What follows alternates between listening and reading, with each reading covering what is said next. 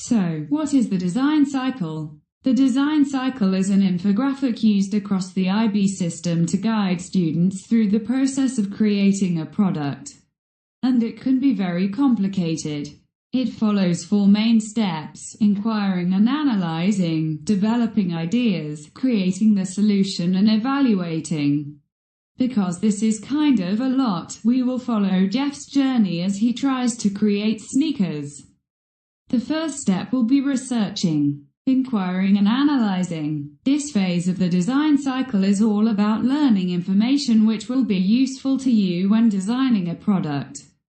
A great place to start is to make sub-questions, such as your use of different features affecting the visuals of a product or what people prefer when it comes to certain solutions.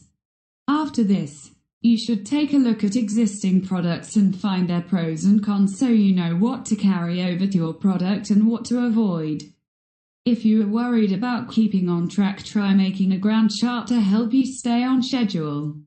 Here are Jeff's 2 favorite shoes. As you can see, he has divided their features into pros and cons. The shoe on the left is warm and comfy, while the shoe on the right is brighter and ideal as sportswear. Once he has done arranging the properties of the 2 sneakers, he makes a list on what he wants his sneaker to be like.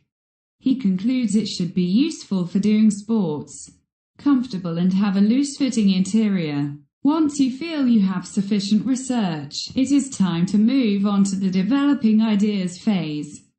Here you will draw sketches of potential product ideas, and through a process of elimination choose the best one.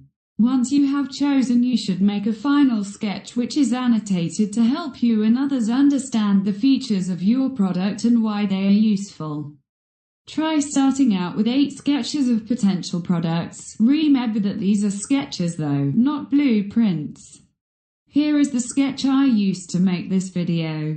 As you can see, it is still pretty vague. However, it was just enough for me to create what you are watching now and keep a clear understanding of my goals. It's always good to ask others for their input. Just make sure that the basics of an idea come from you. Here are Jeff's sketches. He has vaguely drawn out a few sneakers he would like to make.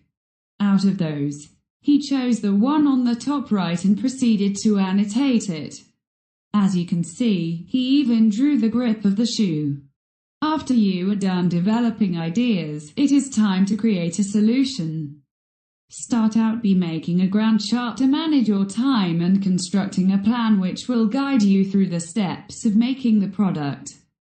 It's okay if the product does not turn out identical to your final sketch, however it is important that you justify or explain any changes made to the product.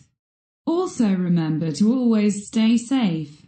I am no expert on safety, so I recommend you to talk to a qualified teacher on this subject, and if your product is virtual, avoid coming in contact with fishy sources. When Jeff created his product, he ended up changing the upper part of his shoe. This was because his original design was too complex, meaning he would never finish it on time for the deadlines he set himself if he did not compromise. This is okay, as long as he explains this change and other changes in his design portfolio. Finally, after having completed your product, you must evaluate it to find out how successful your product really is and how you could improve it in the future.